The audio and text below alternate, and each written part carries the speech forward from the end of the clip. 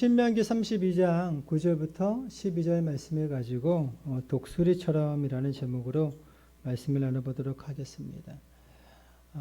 조류학자들이 관찰한 바에 의하면 이 독수리는 일반 조류와는 다른 어떤 비범한 곳이 있다고 합니다. 보통 일반 조류들은 폭풍우가 몰아치게 되면 그것을 피하기 바빠요. 막 숨기 바쁘고 피하기 바쁜데 이 독수리는 오히려 이것을 피하는 것이 아니라 그것에 바람을 타서 또 오히려 더 비상하게 되어지는 것을 볼 수 있다는 것이죠. 그래서 더 높은 곳에 올라가서 높은 곳에서 밑을 바라본다고 한다는 것입니다. 오히려 어렵고 힘든 것을 피하는 것이 아니라 그것을 바람을 타고서 오히려 그것을 즐긴다는 것이죠. 우리 신앙도 마찬가지라는 것입니다. 세상 사람들과 또 하나님을 믿는 사람들의 어떤 차이를 둔다면 온전하게 신앙을 가지고 있는 믿음 생활하는 사람들이라면 분명한 차이가 있습니다. 대부분의 사람들은 인생에 풍파가 오고 역경이 오고 어려움이 오게 되면 그것을 피하기 위해서 노력을 해요. 그것을 전면으로 맞서지 않고 피하려고 하고 숨으려고 하고 또 심지어는 어떤 사람들은 자살도 하고 또 어떤 사람들은 또 그것에 낙심과 절망에 주저앉아 있는 경우를 볼 수가 있습니다. 그런데 하나님을 믿고 온전한 신앙과 믿음을 갖고 있는 사람은요 오히려 그렇지 않는 것이죠. 오히려 그것에 맞서 싸워서 이겨내고 오히려 그 과정을 통해서 더욱 성장하고 성숙하는 것을 볼 수 있다는 것입니다. 다시 말씀드리면 이것을 훈련으로 여기고 그 훈련을 통과해서 더 업그레이드 되는 것을 볼 수 있다는 것입니다. 심리학자들은 세상을 살아가는 사람들의 어떤 세 부류의 사람이 있다고 합니다. 첫째는 독수리처럼 사는 사람이 있고 또 어떤 사람은 황소처럼 살아가는 사람이 있고 또 어떤 사람은 풍선형처럼 살아가는 사람이 있다는 것입니다. 이 독수리형의 사람은 어떤 사람이냐? 아까도 말씀드렸지만 이 어려운 일이 왔을 때 어떤 환경이 왔을 때 그것을 도망가지 않고 도전적인 그런 삶을 살아간다는 것입니다. 그래서 피하지 않고 도전적으로 그래서 결국은 그것을 해결해 나가고 나가는 그런 사람이 있고 그래서 성장하는 사람이 있는 반면에 또 두 번째로는 황소형은 이게 좀 싸우는 건데 진흙탕 싸움을 한다 그래요. 그래서 좀 보기 좋지 않죠. 늘 싸움을 하는 그런 사람, 싸움을 하려고 하는 사람, 세상에서 싸움만 하는 사람들이 있다는 것입니다. 세 번째로는 풍선형 사람이 있다는 거예요. 이 풍선형은 대대로더라 바람 부는 대로 이리 갔다가 저리 갔다고 하는 사람. 그러니까 주관이 없는 사람이 있다는 것입니다. 여러분 우리는 어떤 사람이 되어줘야 될까요? 뭐 풍선형처럼 그냥 바람 부는 대로 이리 왔다가 저리 갔다 하는 사람이 아니고 또 세상에서 싸움질만 하는 그런 사람이 아니라 이 독수리처럼 어떤 인생의 풍파가 오든 어떤 환경이 오든 그것을 전진해 나가면서 뚫고 나가는 저와 여러분들이 되어지길 주님의 이름으로 부탁을 드리겠습니다. 근데 그러기 위해서는 하루아침에 되는 것이 아니라 인생에 분명한 훈련이 있어야 되는 거예요. 훈련 없이 어떤 문제를 우리가 헤쳐나갈 수 없습니다. 그 과정을 통한 사람은 그 훈련이 되어져 있는 사람은 이 모든 문제들을 다 해결해 나갈 수 있다는 것이죠. 그래서 특히 우리 영적인 삶, 신앙에는 더욱 이러한 훈련이 필요한데 그래야 성장과 발전이 있게 되어지는 것입니다. 오늘 본문에서 우리는 독수리가 4단계로 새끼 독수리를 키우는 훈련시키는 그 내용이 나오고 있음을 볼 수가 있습니다. 짧은 말씀이지만 그 말씀 안에서 이 구절 안에서 독수리가 새끼 독수리를 어떻게 훈련시키는가를 우리가 볼 수 있는데 이게 그냥 성경에 이렇게 말씀하고 있는 것은 그냥 독수리 훈련만이 아니라 우리 신앙인에게 하나님을 믿는 하나님의 백성들에게 주시는 메시지이기 때문에 오늘 이 말씀을 통해서 저와 여러분들도 독수리와 같은 신앙과 독수리와 같은 삶을 살기 위해서 우리가 어떤 훈련을 거쳐야 되는지 말씀을 통해서 함께 은혜를 받기를 주님의 이름으로 부탁을 드리겠습니다. 첫째, 그 보금자리를 어지럽게 하며 그 보금자리를 어지럽게 한다 말씀하고 있습니다.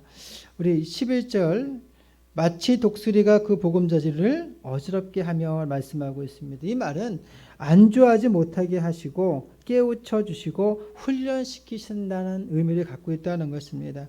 여러분 독수리는 낮은 곳에 있을까요? 높은 곳에 있을까요? 그렇죠. 높은 곳에 둥지를 트고 있죠.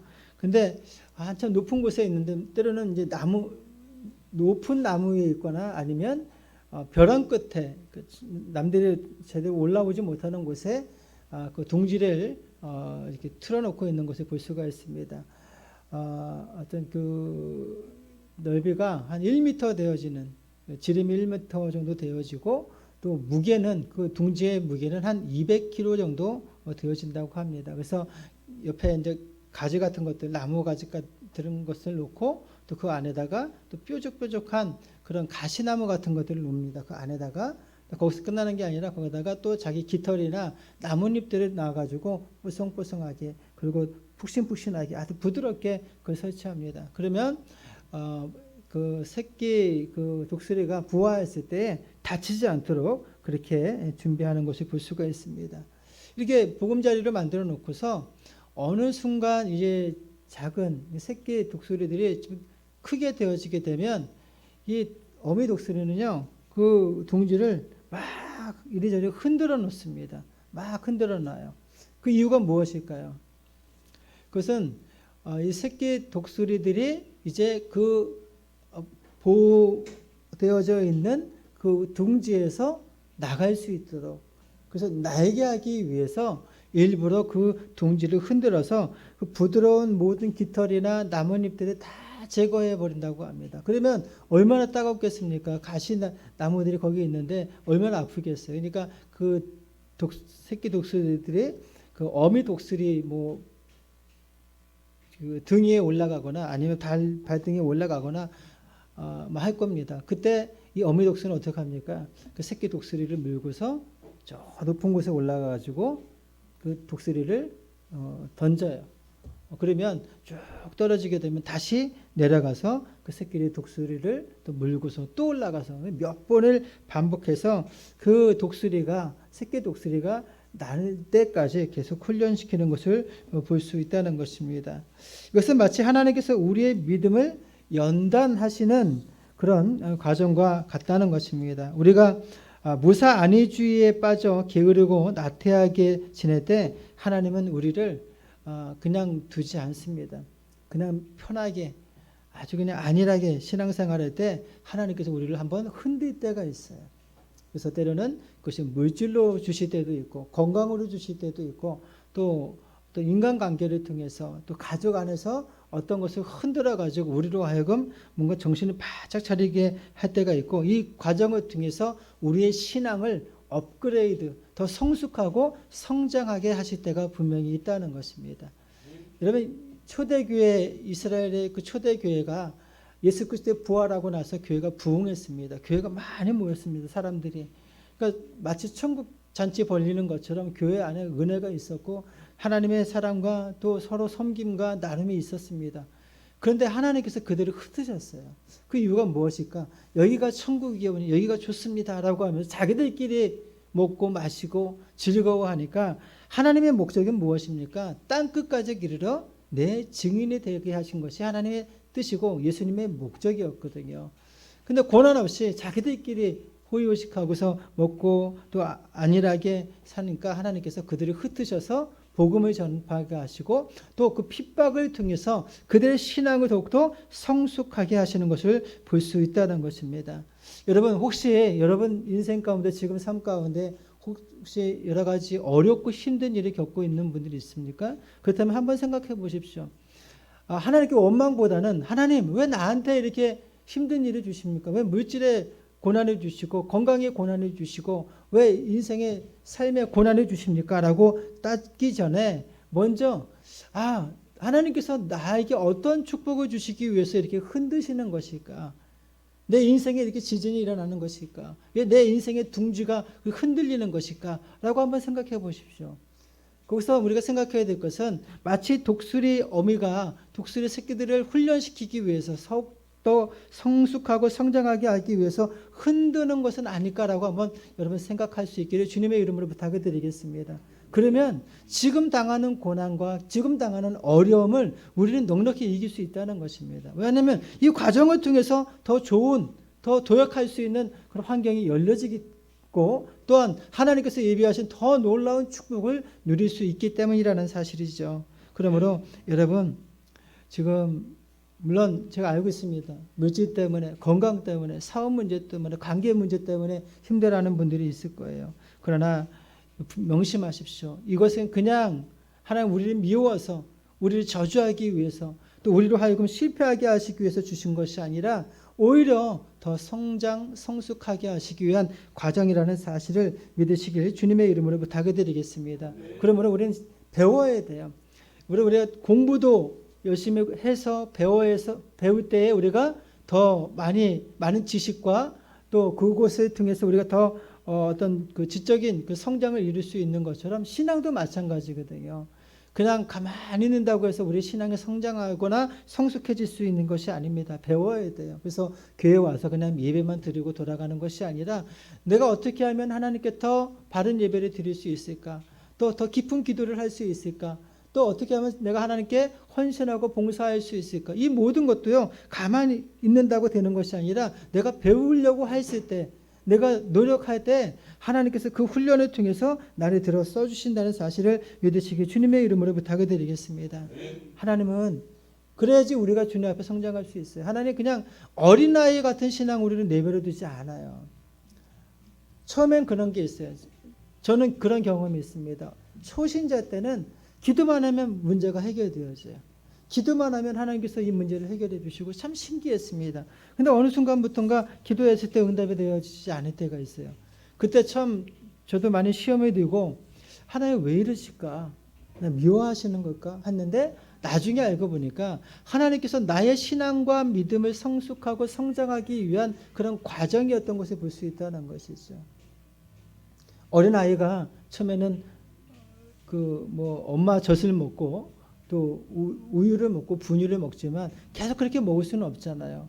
성장하면서 또 뭐라 해야 되나 좀 이유식도 먹게 되어지고 또 밥도 먹게 되어지고 찌긴 고기도 먹게 되어지고 또 매운 고추도 먹게 되어지고 하잖아요. 이 과정을 통해서 우리가 더 성숙하고 성장할 수 있는 것처럼 우리 신앙도 편식할 수 있는 부분은 아니거든요. 그렇기 때문에 여러분 하나님께서 우리에게 훈련을 주시는 것은 나로 하여금 세상을 더 이겨낼 수 있게 하시기 위해서 또는 더욱더 하나님께서 예비하신 그 축복을 받게 하시기 위한 그 그릇을 넓히시기 위한 그런 과정이라는 사실을 믿으시길 주님의 이름으로 부탁을 드리겠습니다. 그러므로 우리 신앙도 성숙하고 성장해야 되고 배워야 돼요. 그래서 봉사, 충성, 헌신 이 모든 것들을 배울 수 있는 그 과정을 놓치지 않는 저와 여러분들이 되어지길 주님의 이름으로 부탁을 드리겠습니다. 두 번째, 그 새끼 위에 너풀거리며 그 새끼 위에 너풀거린다 말씀하고 있습니다. 이 말은 본을 보여주심, 함께 해주심이라는 것이죠. 그렇죠? 이 말씀은 어미 독수리가 날개를 쫙 펴서 둥지 위에 있는 그 새끼 독수리들에게 보여주는 거예요. 야, 날개는 이렇게 피는 거야. 그리고 날개짓은 이렇게 하는 거야 하면서 그 새끼들한테 보여주는 거예요. 그냥 야, 니네들 알아서 뛰어, 날아 하지 않아요. 부모가 자식에게 보여주는 것입니다. 어떻게 날개를 피는 것이고 어떻게 날개짓을 할 때 날아갈 수 있는지를 그 어미 독수리가 그 새끼들에게 보여주는 것을 볼 수 있다는 것입니다. 그러면 새끼들은 어미가 하는 것을 신기해서 쳐다보고 있다가 그대로 따라해서 물론 처음부터 되지는 않겠죠. 그런데 그 과정을 계속 거침을 통해서 결국은 하늘을 날 수 있는 그래서 하늘을 나는 최고의 어떤 그 조류가 되는 것을 볼 수 있다는 것입니다. 우리 예수님께서도요, 우리에게 야 그냥 기도해 라고 하지 않으셨습니다. 전도해 하고 말씀하고 있지 않습니다. 그리고 또 그 외에 섬겨 사랑해 라고 하지 않거든요. 성경에 보게 되면 예수님께서 어떻게 행하셨습니까? 먼저 본이 보이셨거든요. 그래서 예수님께서는 새벽에 그리고 산기도에 올라가서 기도하셨습니다. 근데 혼자 가서 기도하실 때도 있었지만 때로는 누구를 데리고 올라갔어요? 제자들을 데리고 올라가셨습니다. 제자들 꾸벅꾸벅 졸고 있죠. 예수님께서 꾸짖을 때도 있었습니다. 한시도 깨어 있을 수 없느냐라고 하면서 꾸짖을 때가 있었지만, 그런데 그 과정을 통해서 어떻게 합니까? 나중에 제자들은요, 하루에 3번씩 하나님께 기도하고 또 기도의 능력을 가지고 병든 자도 치료하고 귀신 들린 사람도 귀신도 쫓아내고 놀라운 역사를 행했던 것을 볼 수가 있습니다. 섬김도 마찬가지예요. 예수님께서 하루는 어떤 집에 방문을 했는데 어떤 누구도 예수님의 그 발을 씻겨주는 사람이 없습니다. 그 유대 풍습에 보게 되면 손님이 집에 갔을 때 그보다 그 집에 있는 사람은 높은 사람이 가거나 또 유치가 있는 사람이 가게 되면 보통 하인이 와가지고 발을 씻겨줘요. 그러니까 먼지가 풀풀 나고 슬리퍼를 신고 다니는 사람들이다 보니까 그래서 발을 집에 들어갈 때는 발을 씻겨드리는데 그 주인이 지금 뭐 이렇게 지금 그 하인이나 부리는 종이 없으면 주인이 와가지고 발을 씻겨주거든요. 근데 한 사람도 예수님의 발을 씻겨주는 사람이 없어요. 그러니까 직접 예수님께서 어떻게 하십니까? 허리에다가 수건을 매시고 물을 떠와서 제자들의 발을 씻기시면서 섬김의 모습을 직접 보여주셨던 것을 볼 수 있거든요. 그러니까 예수님께서 그것을 보면서 그렇게 행하심을 통해서 그 제자들이 그것을 보고 예수님의 섬김을 배우게 되어지고, 또 예수님께서 사역하시면서 귀신을 쫓아내는 사역과 또 병든 자를 치료하는 그 사역을 통해서 제자들이 그것을 보면서 결국은 그들도, 그 제자들도 예수님처럼 똑같이 사역을 했던 것을 볼 수 있다는 것이죠. 그러니까 독수리가 새끼 독수리에게 본을 보여주셨던 것처럼 예수님께서 그렇게 행하신 것을 볼 수 있다는 것입니다. 마찬가지예요. 여러분, 우리 자녀들에게 또 우리보다 늦게 예수님을 영접하고 믿은 사람들에게 우리가 해야 될 것이 무엇이겠습니까? 내가 먼저 하나님의 말씀으로 무장하고 영적으로 무장하고 기도로 무장하고 신앙으로 무장하고, 그래서 나보다 신앙의 연조가 짧은 사람들에게 가르쳐 줄 수 있어야 되는 거예요. 근데 말로만 가르치는 건 안 돼요. 어떻게 해야 돼요? 내가 직접 본을 보여줘야 된다는 것입니다. 행동으로 보여줘야 된다는 것입니다. 말 잘하는 사람이 되는 것이 아니라, 물론 말도 하겠지만 그러나 실질적으로 본을 통해서, 본을 보여줌을 통해서 그 사람들이 그 신앙을 따라올 수 있도록 해야 된다는 것이죠. 그것이 가장 중요하다는 것입니다. 교회도 마찬가지예요. 그런 신앙인들이 있을 때 그 교회가 제대로 조직이 갖춰지고 부흥할 수 있는 것입니다. 신앙도 마찬가지라는 것입니다. 그러므로 저와 여러분들이 먼저 본이 될 수 있는 참 그리스도인들이 되어지기를 주님의 이름으로 부탁을 드리겠습니다. 제임스 스마트라는 사람이 오늘날의 시대를 산무 시대라고 얘기해요. 산무 시대. 어떤 산무냐? 첫째는 참된 교육이 없고, 둘째로는 참된 영웅이 없고, 셋째로는 참된 어버이상이 없는 시대를 말하고 있다라고 얘기한다는 것입니다. 다시 말씀드리면 좋은 선생이 없고 좋은 지도자가 없고 좋은 부모가 없는 시대가 지금 현재의 시대라는 거예요. 좀 안타깝고 씁쓸한 이야기죠. 그러나 우리 신앙 안에서, 우리 그리스도인보험교회 안에서는 여러분, 이런 지도자들, 이러한 부모상, 이러한 또 훌륭한 지도자가 우리 교회에서 많이 나올 수 있기를 주님의 이름으로 부탁을 드리겠습니다. 그러므로 우리는 성경 안에서 이런 것들을 찾아야 되는 거예요. 탈무드에 이런 이야기가 있습니다. 여러분 아시는 내용이지만, 하루는 어미 개가 새끼 개들에게 걷는 방법을 가르쳐 주십니다. 근데 개가 옆으로 걸어요. 그러니까 그 새끼 개들이 걸을 때 옆으로 걸으니까 어미 개가 얘기하는 거예요. 야, 니네도 왜 똑바로 못 걸어? 하면서 막 개들을 혼을 냅니다. 그러니까 엄마가 하는 거 잘 봐. 그러면서 또 그 개가 어떻게 하는 거예요? 옆으로 가는 거예요. 그러니까 어미 개가 앞으로 가지 못하면서 새끼 개들한테 자꾸 앞에 가지 못한다고 혼나는 건 웃긴 거죠. 그러니까 말이 중요한 게 아니에요. 말도 필요하겠지만 먼저 본이 돼서 앞으로 가는 제대로 된 것을 보일 수 있어야 된다는 것입니다. 세 번째로는 날개를 펴서 새끼를 받으며, 날개를 펴서 새끼를 받는다 말씀하고 있습니다. 이것은 떨어뜨림과 고난과 연단을 의미한다는 것입니다. 이미 독수리는 새끼를 높은 곳에 떨어뜨렸다가 제대로 날지 못하면 재빠르게 아래로 날아가서 그 새끼가 다치지 않도록 날개로 받게 되어지는 것을 볼 수 있다는 것이죠. 아마 여러분 그 동물 뭐 이런 다큐 이런 거 보신 적이 있을지 모르겠지만 전 보니까 그 독수리가 쭉 높이 올라가서 새끼 그 독수리를 딱 떨어뜨려요. 한참 동안 계속 지켜보고 있습니다. 그리고 거의 떨어질 쯤에 바닥에 닿을 쯤에 탁 내려와 가지고 그 새끼를 또 그 날개 위에 딱 올려놓고 또 올라가요. 그러니까 이 목적이 무엇입니까? 새끼를 죽이려고 하는 목적이 아니에요. 뭡니까? 새끼를 살리고 보호하기 위한 것이지만 더 중요한 것은 그 새끼로 하여금 어미처럼 높게 날게 하기 위해서 훈련하는 것을 볼 수 있다는 것입니다. 여러분, 하나님께서도 우리에게 믿음의 날개를 쭉 필 수 있게 하기 위해서 우리를 연단시킨다는 사실을 믿으시기 주님의 이름으로 부탁드리겠습니다. 여러분, 왜 나한테 이런 힘든 일이 생기는 것일까? 나 그냥 이 일은 없고는 편한 길만 가고 싶어 라고 하는 사람들이 있겠지만 절대 그런 일은 없어요. 결코 그런 일은 없습니다. 이 과정을 거쳐야지만 내가 믿음의 날개 쭉 펴고 쭉 올라갈 수 있는 것입니다. 때로는 죽을 만큼 힘들 때도 있어요. 근데 죽지 않아요. 왜냐하면 아까도 금방도 말씀드렸지만 독수리가 그 새끼를 끌고 올라가서 떨어뜨리지만 곧 죽을 것 같지만 다시 내려와서 다시 살리는 것입니다. 이게 하나님의 방법이라는 것입니다. 시편 37편 24절에 뭐라고 말씀하고 있냐면 저는 넘어지나 아주 엎드러지지 아니함은 여호와께서 손으로 붙드심이로다 말씀하고 있습니다. 하나님께서 우리를 붙들어 주신다는 것입니다. 하나님께서 우리를 구원해 주신다는 것입니다. 하나님께서 우리를 보호해 주신다는 것입니다. 여러분, 걱정하지 마십시오. 두려워하지 마십시오. 하나님이 여러분들과 함께 하십니다. 진짜 인생의 절벽, 인생의 어떤 절망과 같은 그런 상황에 있다 할지라도 하나님은 그곳에서 뭘 하고 계시냐면 손을 놓고 여러분들이 받쳐주기 위해서 준비하고 계시다는 사실을 믿으시기 주님의 이름으로 부탁드리겠습니다. 그러므로 두려워하지 마세요. 그 훈련을 받으십시오. 그 고난을 이기십시오. 그 연단을 받으십시오. 그래야지만이 우리가 더 하나님으로부터 놀라운 축복과 은혜를 받을 수 있는 것입니다.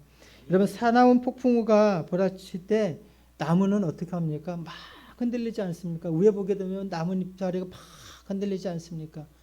어쩔 때는 나무가 부러질 듯한 그런 바람이 불 때도 있습니다. 그런데 이 과정이 얼마나 중요한 건지 몰라요. 이 과정은 마치 나뭇잎이 다 날아가고 나무가 좀 부러질 것 같은 그런 것처럼 보이지만 실질적으로는 이 과정을 통해서 어떤 일이 벌어지냐면 밑에 있는 뿌리가요 자리를 잡아가는 과정이라고 얘기한다는 것입니다. 여러분, 그 과정이 없으면 그 뿌리가 깊이 내려가지 못한다는 것입니다. 비록 바람이 불어서 태풍이 불어서 우리 인생에 흔들리고 막 바람이 불지만 그러나 그 중심의 뿌리는 더욱더 견고히 밑으로 뿌리 내리고 흔들리지 않게 되어진다는 사실을 믿으시기 주님의 이름으로 부탁드리겠습니다. 여러분, 뿌리가 깊으면 깊을수록 그 나무는요 견고하고 흔들리지 않는다는 것입니다. 아무리 잎이 무성하고 가지가 무성하면 뭐 하겠습니까? 바람이 불었을 때 진짜 그게 그 뿌리가 약해가지고 날아버리게 되면 끝날 수밖에 없는 거예요. 이번 태풍 때도 어떻습니까? 뿌리가 깊지 못한 것은 결국은 다 뿌리 뽑혀져 가지고 무너지지 않았습니까? 근데 뿌리가 깊이 내린 것은요, 어떤 태풍이 와도 어떤 폭풍이 와도요, 끝까지 견고하게 남아 있었던 것을 볼 수 있다는 것입니다. 우리도 마찬가지예요. 그리스도인들은 환난과 질병과 고통이 닥칠 때 하나님 앞에 신앙의 뿌리를 내려야 되는 거예요. 고난을 통해서 회개하게 하시고 견고하게 하십니다. 기도하게 하게 되어지는 것입니다. 이를 통해서 우리가 더욱더 주님과 더욱더 깊이 동행하게 되어줄 수 있다는 사실을 믿으시기를 주님의 이름으로 부탁을 드리겠습니다. 마지막 네 번째로는 그 날개 위에 그것을 입는 것 같이 말씀하고 있습니다. 이것은 구원 그리고 안전 그리고 보호를 말씀하고 있는 것이라는 것입니다. 이미 독수리는 새끼 독수리가 다치지 않도록 재빨리 날아가 날개로 게 되어지죠.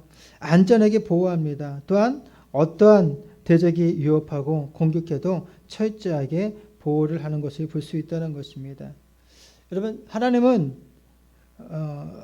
하나님께서는 우리를 망하게 하지 않는다는 것입니다. 죽게 하지 않고 실망하게 하지 않는다는 것입니다. 저는 이번 이 다니엘 기도회를 통해서 그런 부분들을 많이 봤어요. 간증을 통해서 목사님들 설교를 통해서 딱 들어보면 야, 저 사람은 망했다라고 싶을 정도로 이 참 들으면서도 어떻게 저런 일이 벌어질 수 있을까? 근데 그 과정을 통해서 그 결과적으로 보게 되면 아, 하나님이 하셨구나. 하나님이 이끌어 가셨구나. 하나님이 도우셨구나라는 것을 많이 체험하게 되어졌습니다. 그것을 통해서 제가 다시 한번 깨달은 것은 야, 내 인생은 내가 사는 것이 아니다. 하나님께서 몰아넣어 주신다면 그 어떤 고난과 역경 가운데서 내가 들어가. 그러나 그 가운데 나를 붙들고 계신 분은 하나님이라는 사실을 더 확신하게 되어진 것을 볼 수 있다는 것이죠. 그러므로 여러분 그러다 보니까 이제 간증하는 자리에 나와서 간증하지 않습니까? 우리는 늘 얘기하잖아요. 나도 간증의 주인공이 되게 해주십시오. 나도 축복의 주인공이 되게 해주십시오라고 얘기하잖아요. 그런데 그 과정 없이는 간증의 주인공이 될 수 없는 것이고 기적의 주인공, 축복의 주인공이 결코 될 수 없다는 것입니다. 출애굽기 19장 4절에 독수리의 날개로 너희를 업어 내게로 인도하셨음을 너희가 보았느니라 말씀하고 있습니다. 여러분 이스라엘 백성들이 애굽에서 430년 동안 종살이했습니다. 노예살이했습니다. 인격 대우받지 못했습니다. 사람 취급받지 못했습니다. 새벽부터 저녁 늦은 시간까지 일만 해야 됐습니다. 그런데 하나님께서 그들을 그 종에서 해방시켜 주셔서 애굽에서 가나안 땅으로 가기까지 하나님께서 그 광야로 이끌어 주셨습니다. 그런데 가다 보니까 힘든 일이 생겨요. 어려운 일이 생깁니다. 근데 그들이 불평하지요. 원망합니다. 그런데 여러분 그 과정을 보게 되면 하나님께서 그들을 죽이기 위한 그들을 미워서 그들을 골탕 먹이기 위해서가 아니라 오히려 적과 꿀이 흐르는 그 축복의 땅으로 인도하시기 위해서 하나님께서 그 길로 인도하지 않습니까? 근데 중요한 건 죽을 것 같은 그 광야에서 하나님의 손길은 늘 그들이 떠나지 않았다는 것을 볼 수 있다는 것이죠. 목이 마르다고 하니까 반석을 쳐서 목마른 목을 죽이게 하시고 고기 먹고 싶다고 하니까 하나님께서 만나와 메추라기를 통해서 그들이 배가 부를 정도로 이빨 사이에 고기가 낄 정도로 하나님께서 그들의 먹을 것을 채워주셨고 그리고 적군들이 그를 죽이려고 했을 때 하나님께서 자연이나 또 다른 방법으로 그들을 보호하신 것을 볼 수 있다는 것입니다. 여러분 광야는 연단, 훈련 그 과정입니다. 근데 그 과정 가운데 하나님은 그들을 홀로 내버려 두지 않았던 것을 볼 수 있다는 것입니다. 여러분 진짜 하나님을 신뢰하신다면 그 연단의 자리, 그 고난의 자리, 그 광야의 자리에서도 하나님을 끝까지 믿고 하나님만 붙들며 나갈 수 있는 그리고 순종할 수 있는 저와 여러분들이 되어지길 주님의 이름으로 부탁을 드리겠습니다. 이사야 선지자는 이사야 31장 5절에 새가 날개치며 그 새끼를 보호함 같이 나 만군의 여호와가 예루살렘을 보호함 같은 것이라 그것을 호위하며 건지며 넘어와서 구원하리라 하셨나니라고 말씀하고 있는 것을 볼 수가 있습니다. 하나님은 우리를 구원하시고 안전케 하시고 보호하십니다. 그 약속을 여러분 끝까지 잊지 않고 주님과 함께해서 이 연단 지금 당하고 있는 힘든 일들을 넉넉히 독수리와 같이 이겨내서 결국은 더 높게 비상할 수 있기를 주님의 이름으로 부탁을 드리겠습니다. 결론적으로 12절에 보면 여호와께서 홀로 그들을 인도하셨고 함께한 다른 신이 없었도다. 누가 하신 거예요? 하나님이 하셨죠. 누구도 도와주지 않았습니다. 하나님이 하셨다는 것입니다. 여러분들 인생도 마찬가지예요. 사람을 의지하지 마시고 하나님만 의지하게 되어질 때에 이러한 영광이 여러분들 삶 가운데서도 충만하게 나타난다는 사실을 믿으시길 예수 이름으로 축원합니다. 기도하겠습니다.